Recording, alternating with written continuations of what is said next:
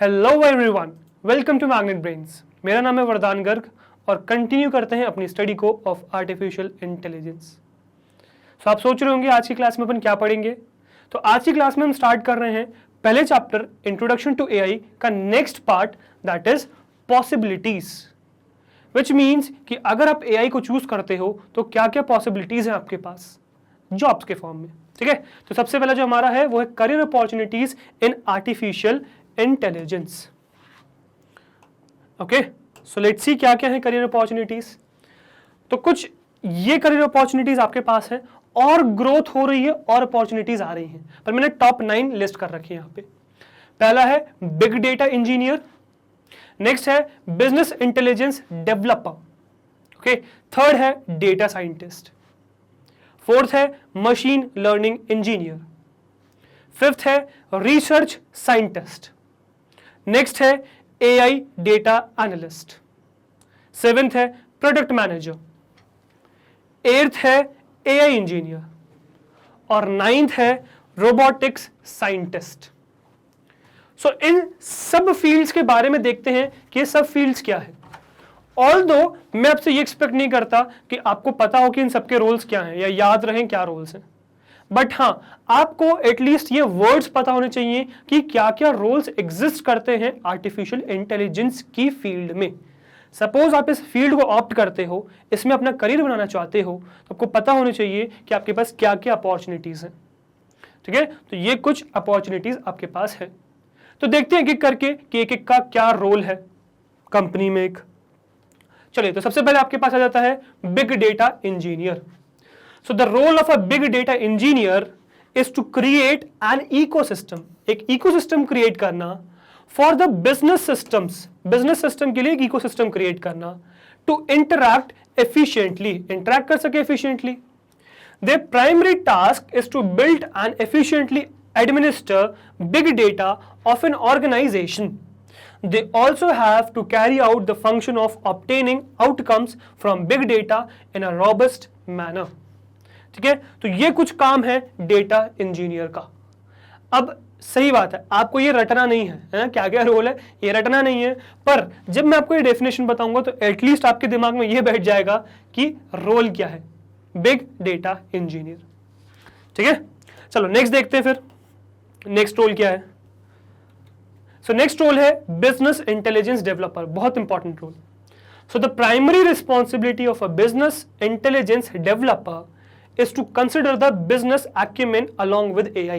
तो सिर्फ AI पे ध्यान नहीं देना, साथ में बिजनेस को भी ध्यान देना है। They recognize different business trends by accessing complicated data sets.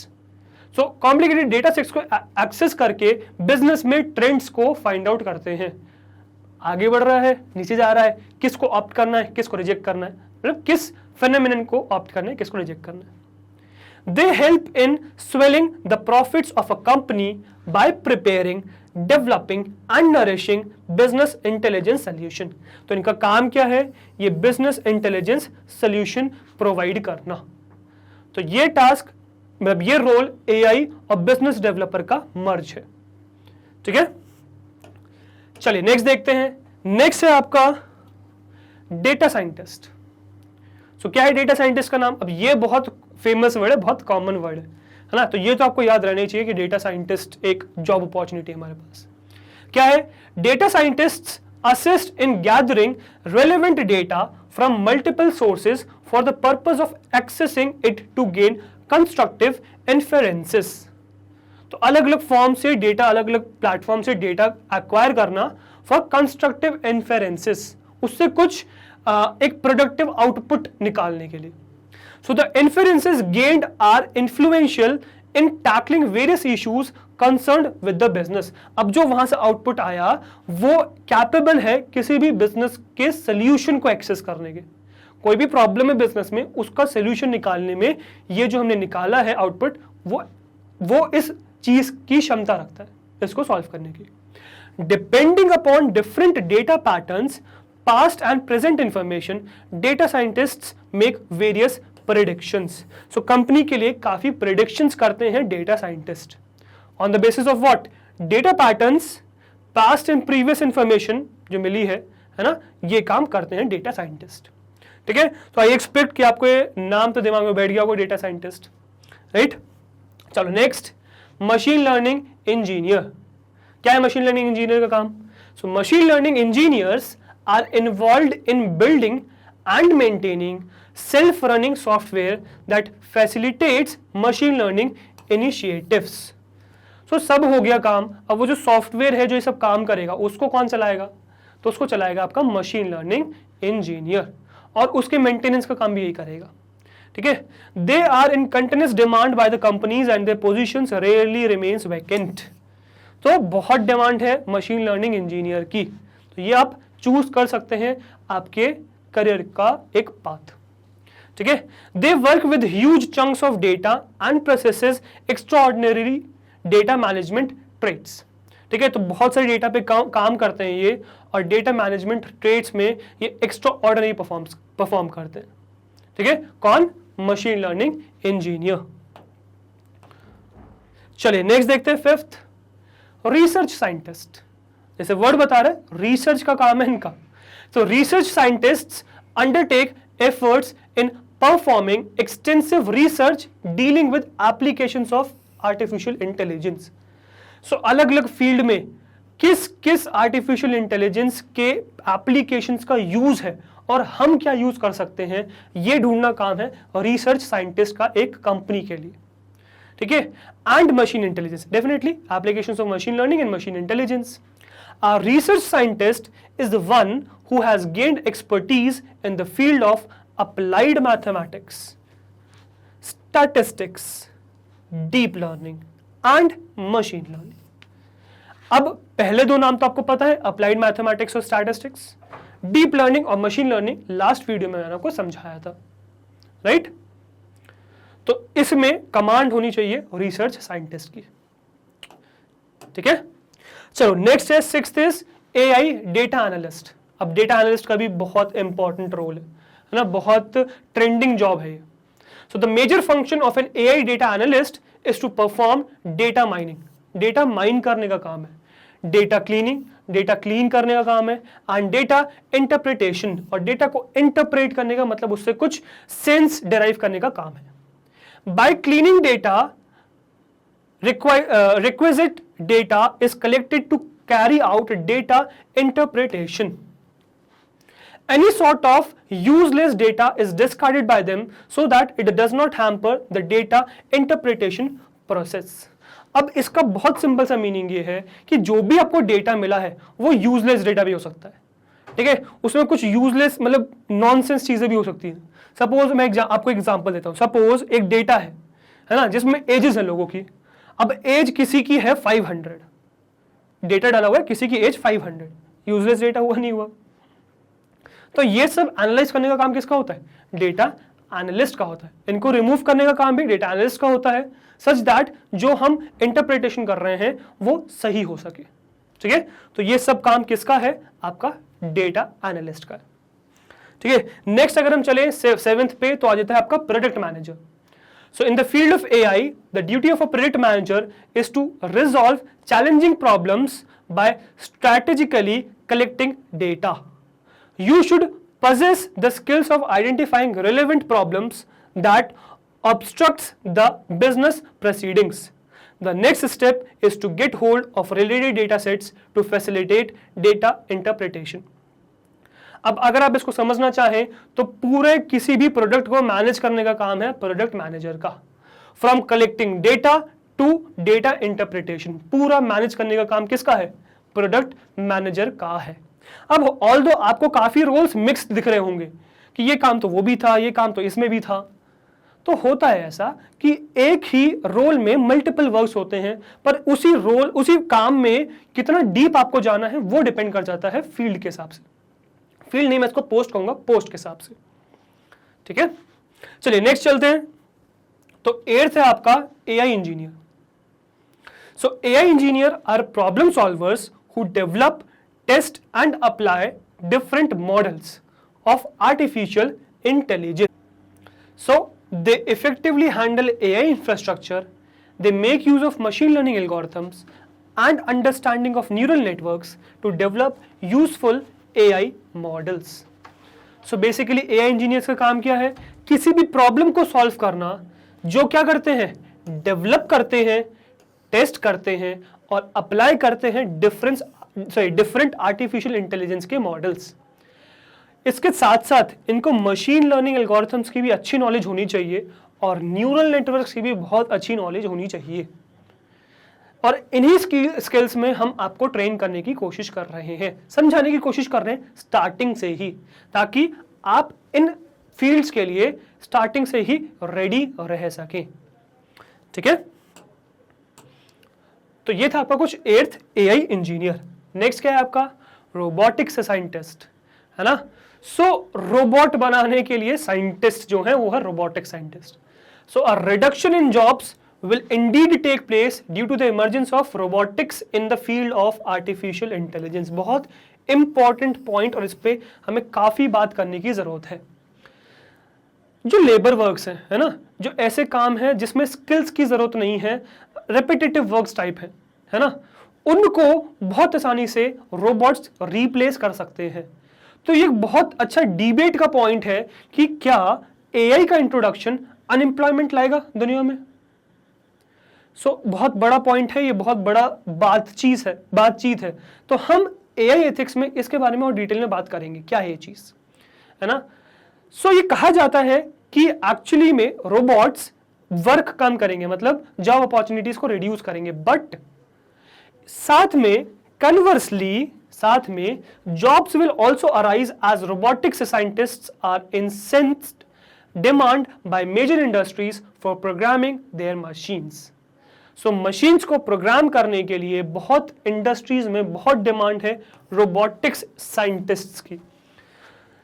Again case क्या है? स्किल्स की जरूरत है भाई, सरवाइव करने के लिए सोसाइटी में स्किल्स की बहुत जरूरत है। तो वही स्किल्स हम सीखना चाह रहे हैं। जो अनस्किलफुल काम है वो धीरे धीरे रिप्लेस होते जाएंगे रोबोट से। तो अगर आपने अपना स्किल नहीं डेवलप करी तो यार प्रॉब्लम है। ठीक है, चलो नेक्स्ट क्या है? The robots will help in carrying out certain tasks efficiently useful AI models.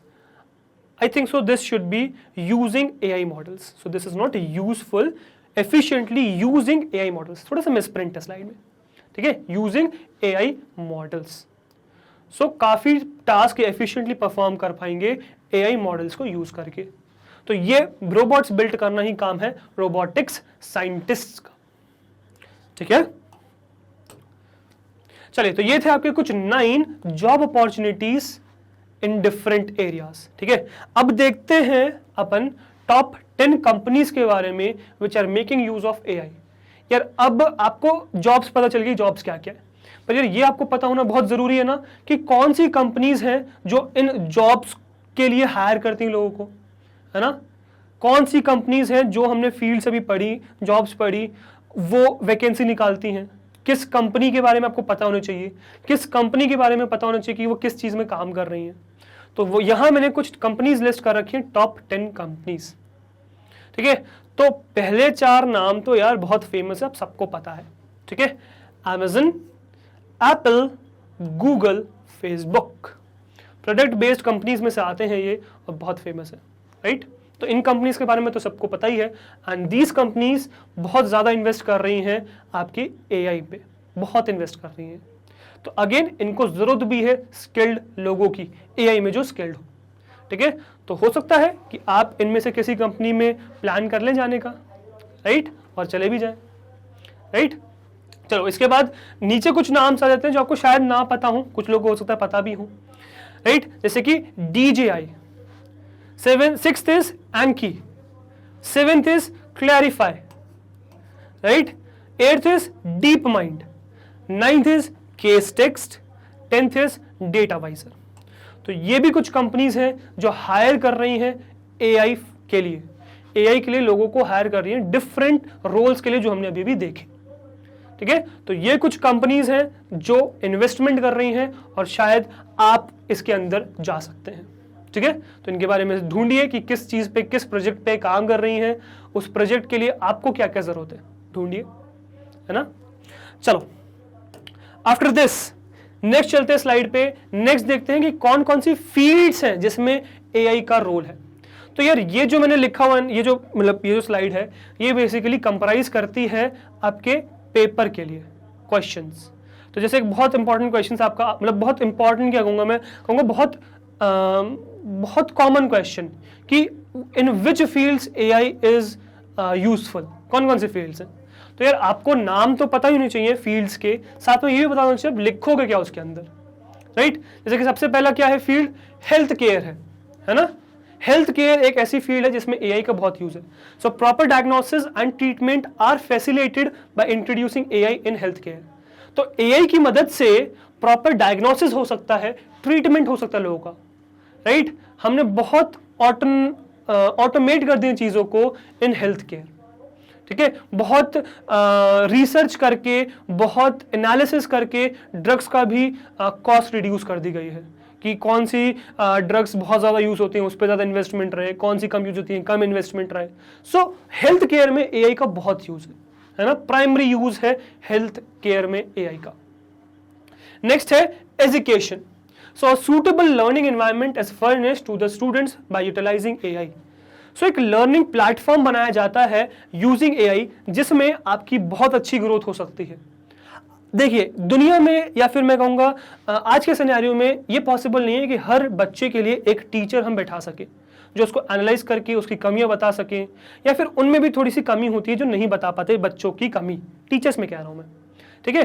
पर हाँ डेफिनेटली एक रोबोट हम जरूर बैठा सकते हैं जो आपको A to Z एनालाइज करे, कौन सी टॉपिक्स आपके वीक है, किस चीज में आपको काम करने की जरूरत है, राइट। तो वो सब हम बिल्ड कर सकते हैं यूजिंग एआई, एक ऐसा प्लेटफॉर्म डिजाइन कर सकते हैं। तो एजुकेशन लाइन में एआई का बहुत यूज है। ओके, नेक्स्ट है आपका स्पोर्ट्स। यहां तो जैसे एक ही चीज लिखी हुई है, बाकी स्पोर्ट्स में भी बहुत यूजेस हैं, बहुत ऐसे वॉच रखने के लिए प्लेयर्स पे, या फिर सिनेरियो में रूल्स रेगुलेशंस का ध्यान रखने के लिए एआई का इंट्रोडक्शन किया गया है ना। बाकी यहाँ पे एक चीज लिस्टेड है, with advanced AI technologies athletes can expand there capabilities. So AI की मदद से मतलब कुछ ऐसे ही चीजें ऑर्गेनाइज कर दें हम एथलीट्स के आसपास कि अपनी वो कैपेबिलिटीज को बूम कर सके, मतलब अपने आप को ट्रेन कर सके इस तरीके से कि वो मैक्सिमम आउटपुट अपना दे सके। वो हम कैसे अचीव करेंगे, एआई की मदद से अचीव करेंगे, ठीक है। नेक्स्ट है आपका field agriculture. So maximum yield is possible by AI as it helps in developing the perfect farming environment. तो परफेक्ट फार्मिंग एनवायरनमेंट सेटअप करने में भी काम आता है एआई का फॉर फार्मिंग पर्पसेस।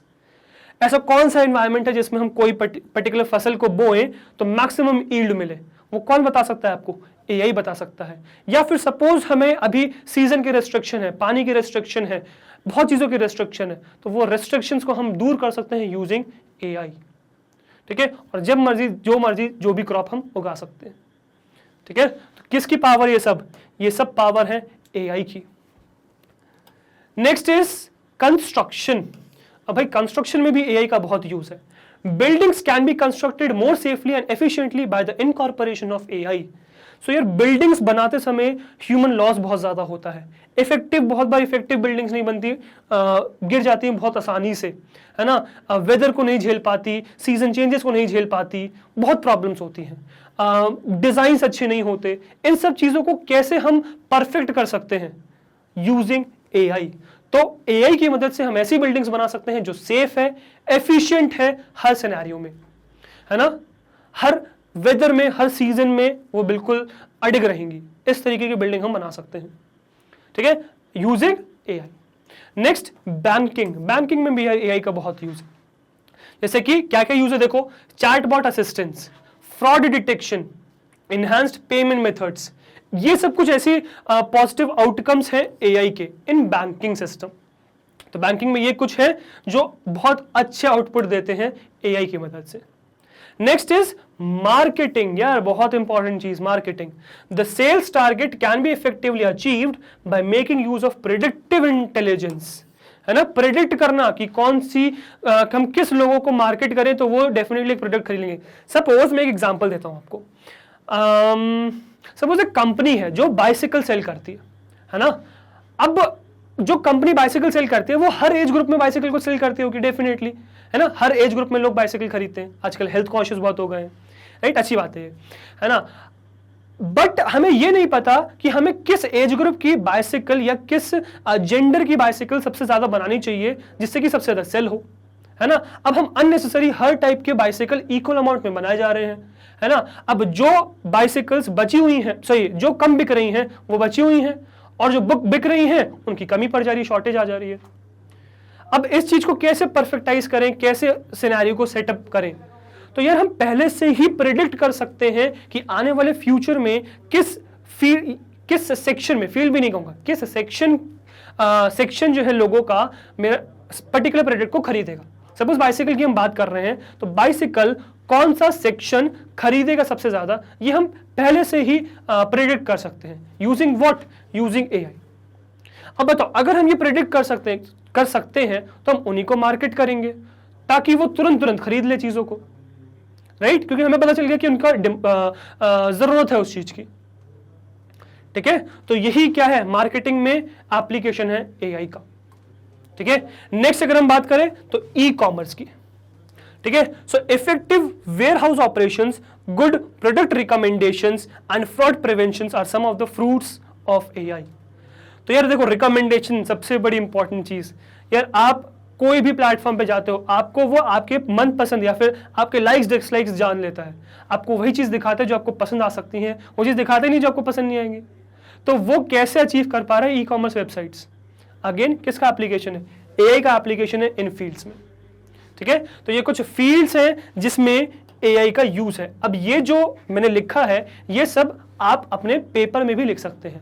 सपोज आपके पास क्वेश्चन आता है कि कौन सी फील्ड्स हैं जिसमें एआई का यूज है, तो ये सब फील्ड्स आप लिख सकते हो और इनके आगे जो मैंने लिखा हुआ है पॉइंट्स वो भी आप दे सकते हो, ठीक है।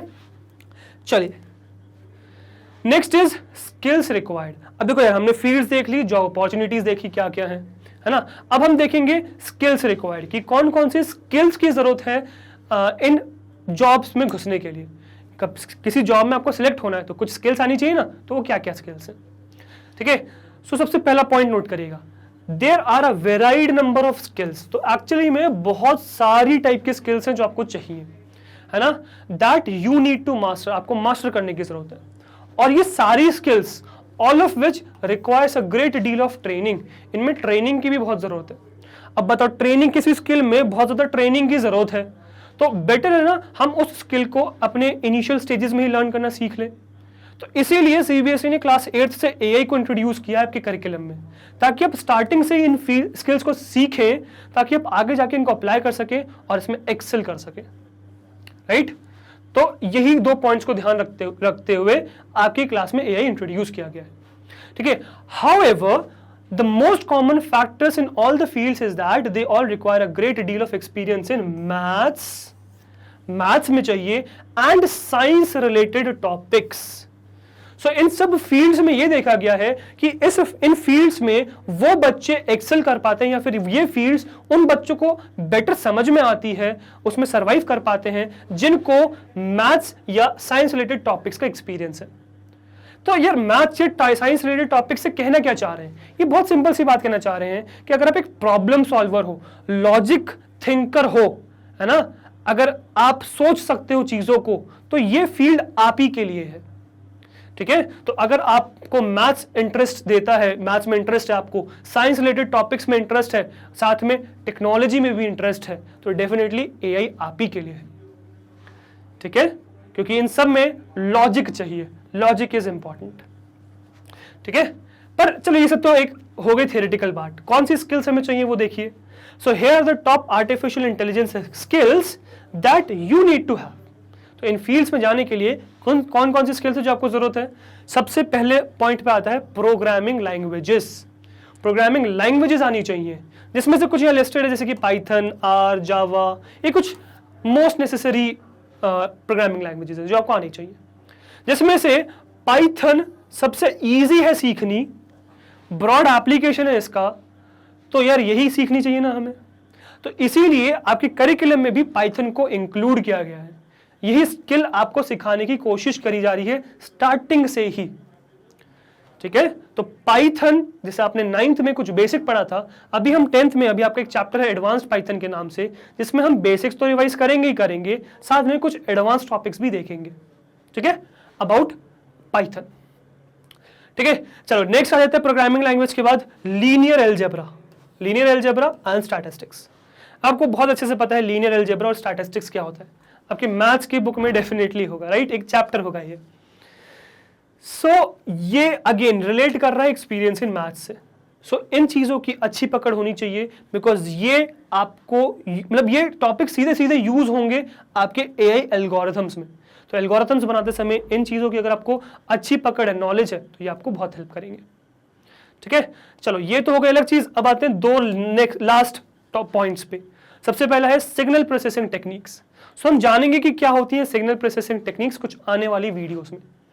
अपकमिंग वीडियोस में हम इनको देखेंगे, दोनों टॉपिक्स, न्यूरल नेटवर्क आर्किटेक्चर्स भी, ये जो दोनों स्किल्स हैं जो आपके पास होनी चाहिए फॉर एआई, इनके बारे में एक पूरा चैप्टर डिवोटेड है आपके लिए, है ना। जैसे न्यूरल नेटवर्क्स के लिए कंप्यूटर विजन एक पूरा चैप्टर डिवोटेड है, तो इनको हम डिटेल में देखेंगे आने वाली वीडियोस में।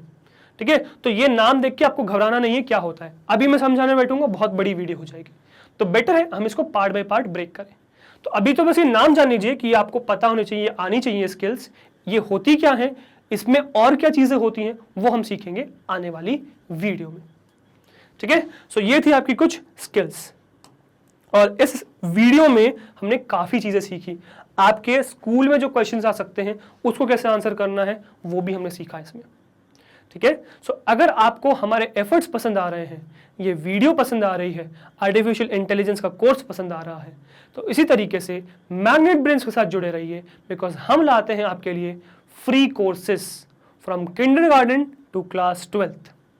हर कोर्स में हम आपके साथ, जुड़े रहिए हमारे साथ। मिलते हैं अगले वीडियो में। Till then, thank you very much, thank you.